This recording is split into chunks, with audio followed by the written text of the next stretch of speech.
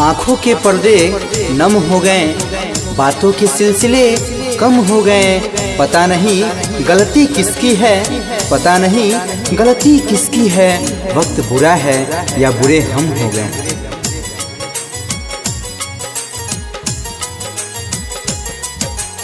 याद कैलू हमारा के दूसरा के बोलाई, याद कैलू हमारा के दूसरा के बोलाई। जुदा हो के तोहरे से जियल ना जाई, जुदा हो के तोहरा से जियल ना जाई। याद कैलू हमारा के दूसरा के बोलाई, याद कैलू हमारा के दूसरा के बोलाई। जुदा हो के तोहरे से जियल ना जाई, जुदा हो के तोहरा से जियल ना जाई। तेरी नफरत ने ये क्या सिला दिया मुझे, तेरी नफरत ने ये क्या सिला दिया मुझे।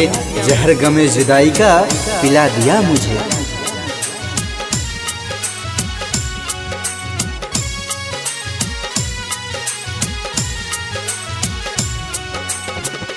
केकरा से कोही अपन दिलवा के बात हो, केकरा संग कोटी हमार दिन औरी रात हो। केकरा से कोही अपन दिलवा के बात हो, केकरा संग कोटी हमार दिन औरी रात हो। अब जनी करे चाहिए फिर से तू सगाई, जुदा हो के तोहरा से जियल ना जाई। हम भी कभी मुस्कुराया करते थे, उजाले में भी शोर मचाया करते थे।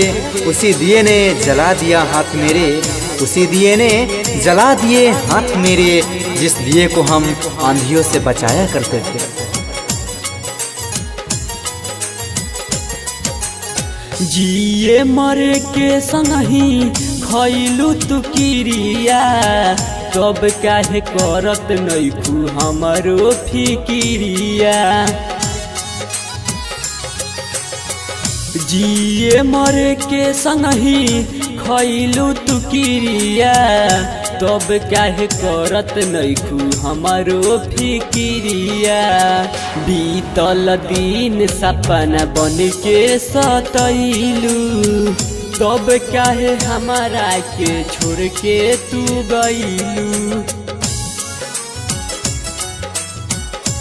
सभी अपने हो जाएं तो गैर कहाँ जाएंगे, सभी अपने हो जाएं तो गैर कहाँ जाएंगे।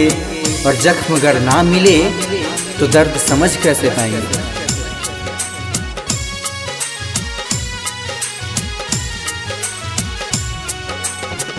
अनिल विकास के प्यार में कौन रहे कमी, राकेश राजा के अपन बोल तारू स्वामी।